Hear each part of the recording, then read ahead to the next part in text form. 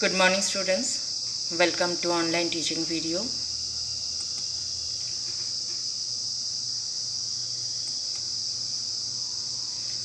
This is the second part of your chapter 2 Geography, Land, Soil, Water, Natural Vegetation and Wildlife Resources.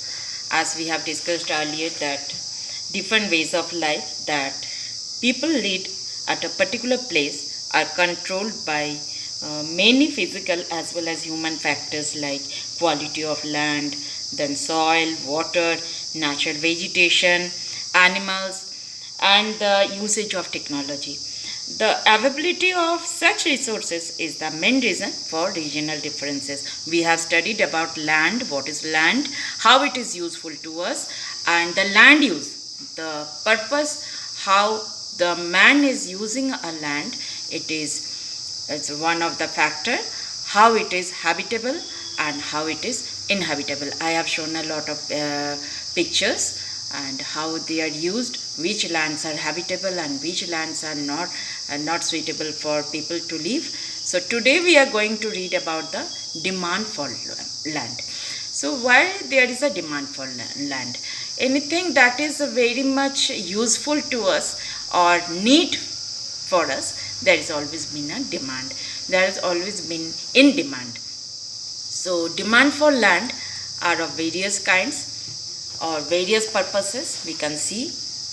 Let us see. Since population is always growing at fast pace, the demand for land is increasing, whereas the availability of land is limited. See, we can say that ever growing demand of people for land to build up commercial areas, housing complexes in urban areas, the expand the agricultural land in rural areas, they reflect the changes in the land use as well as in our societies. These changes are responsible for many threats also, like land degradation, landslides, soil erosion, desertification. This we will read later.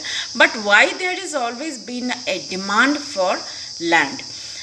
Because land is limited and there is always a demand for land. Because you see, if you take an example from your own home, you can see that your grandfather is having a big house and his son are staying in a joint family. Later this son, they are growing up and they are making a nuclear family, taking a separate land, building their own houses, taking their in purchase their own lands. So in this way, the space for each of these people is growing up. People needs education, they needs market, so there should be a marketplace, there should be an educational institution. When they are becoming educated, they need industries to work, so there's a demand for the industries to grow up. When there is a need for industries, there should be a proper road communication, so there should be a land to grow communication. There should be a communicable land route, roadways also. There should be railways also. So where all these plannings are going on, it is always in a land, in a availability of the land. But land is always limited, we know. So we have to use that particular land, that is limited land, and we have to overcome our own demands. So for this growing of the population and demand for the land for various purposes, there has always been a threat in the environment, that is land degradation, landslides, soil erosion, desertification, and that is the major threat to the environment also. So let us see what we have to do now. We have to conserve the land resources. Land is one of the major resources for people, for population to live, because there is no other place other than land to live in.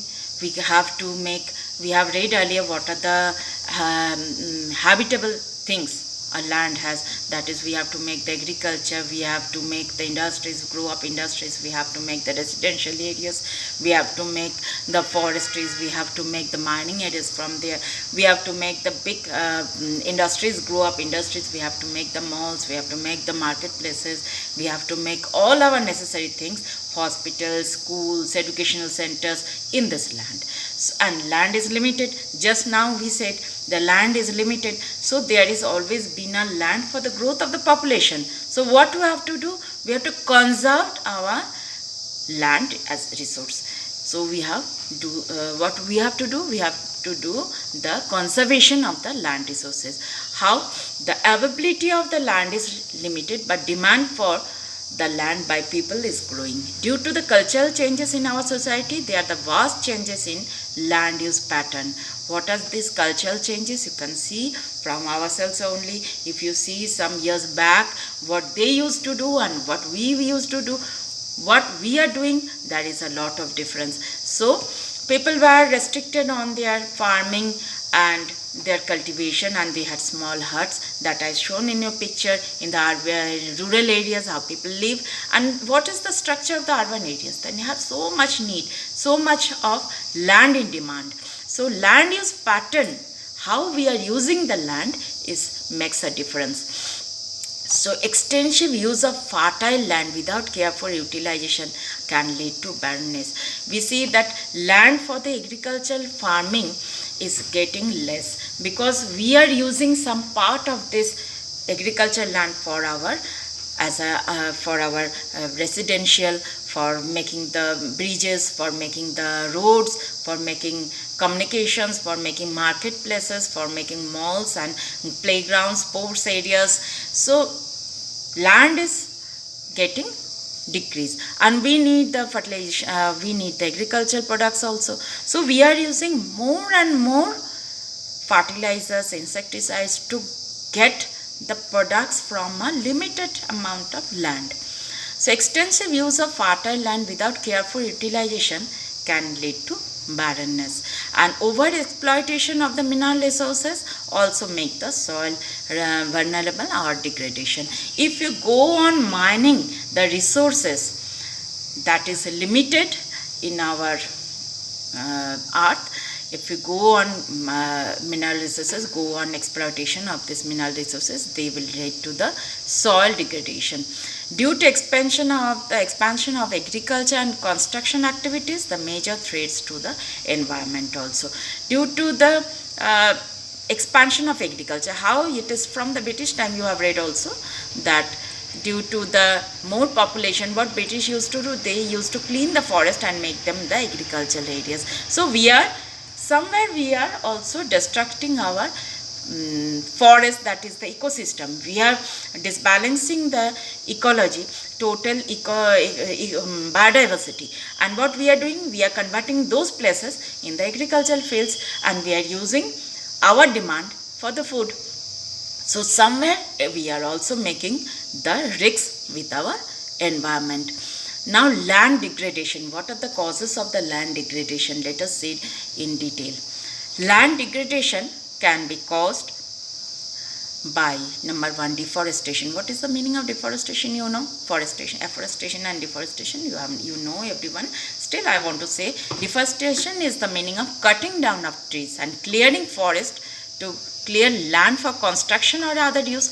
Just now I said, when there is a scarcity of agricultural fields, because we are also using these fields for other purposes, then deforestation, that is, we are forest places, or we are cutting down and converting them into the agricultural places, or building up some industries, or construction, we are constructing that houses or malls over there, or some multi-story buildings over there. So deforestation, more you clear the forest, more your biodiversity will be changed. That is one of the land degradation.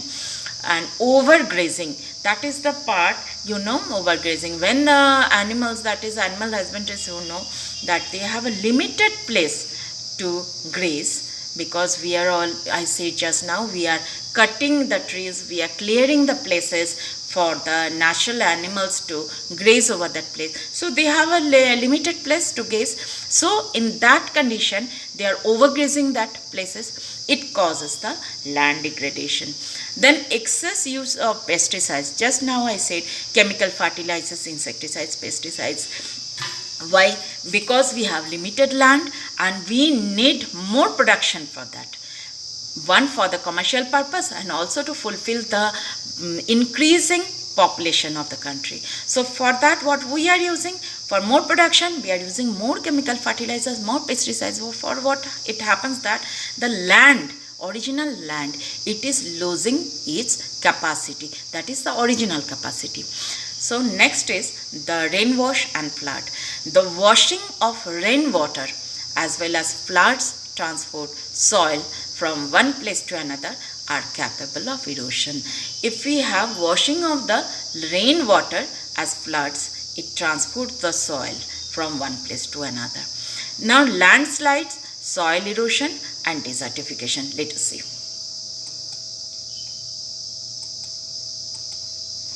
Landslides is a very new word to you. Let us see what is. Mainly it is seen in the hilly areas. Landslides are simply defined as the mass movement of the rocks, debris on the earth down the slope.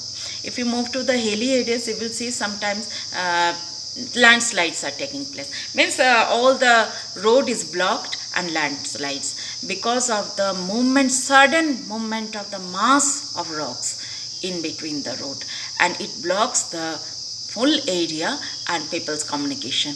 The debris of this earth down a slope. They often takes place in conjunction with the earthquakes also. It may, for the earthquakes also, flood and volcanoes. A prolonged spell of rainfall can cause heavy landslide. That cause the heavy landslide that can block the flow of river for quite some time. And formation of the rock blocks can cause havoc settlements downstream on its bursting. If some lands or debris, it blocks the flow of river, it automatically that water it bursts downstreams and cause hazards to the normal life of the people.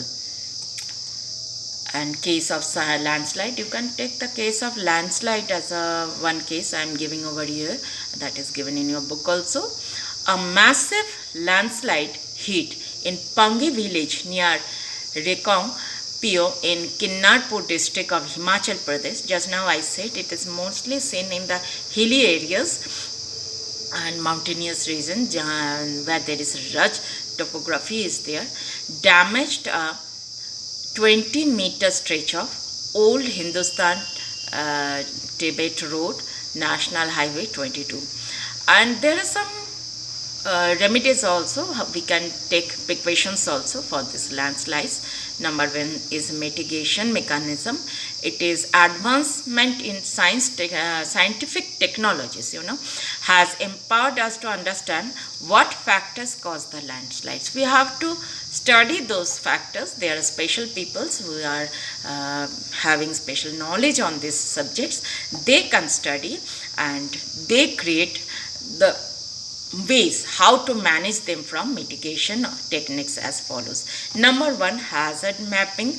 It is to locate prone to landslides. It means that places which have chances for the landslide, that to be studied first, since such areas can be avoided for building settlements. These areas are dangerous for building settlements.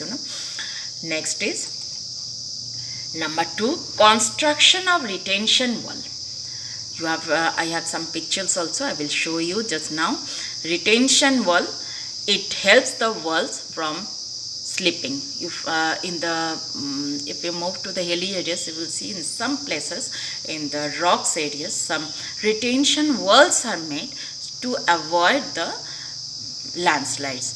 In case on third is increase in the vegetation cover, the arrest landslide, because plants have the capacity, roots have capacity to hold the soil. They penetrate into the soil deep and they can hold the soil as a whole. So surface drainage control work work to control the movement of landslide along the rainwater and spring flows. So surface drainage is also one of the procedure that can be seen. I have picture, I can show you. This is the retention wall. See it minutely. You can see in the walls of the this mountains. These are the mountain surfaces, you know, the sides walls.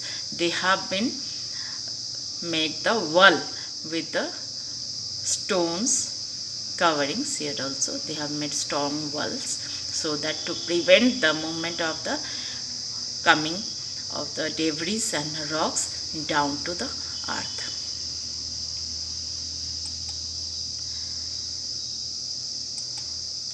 Now, conservation of land.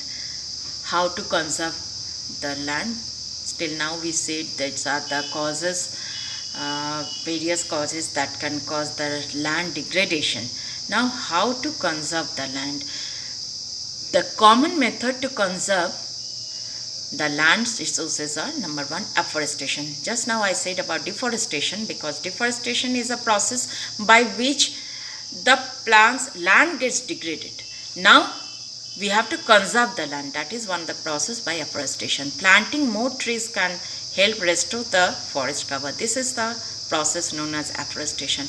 And land reclamation is also a method which the land conservation for the farmers. This is the process of creating new land from ocean, river beds or lake beds.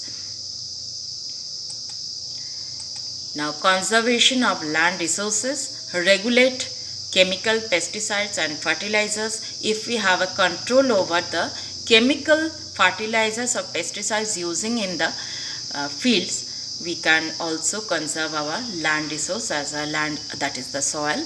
And it is also very good for our health also, which creates hazards in our health also. Okay, so this chemical fertilizers and pesticides, that is harmful for our health also, and it creates the land resource also degraded. So check over the grazing. The government can play an active role in preserving soil and land by check over the grazing, overgrazing.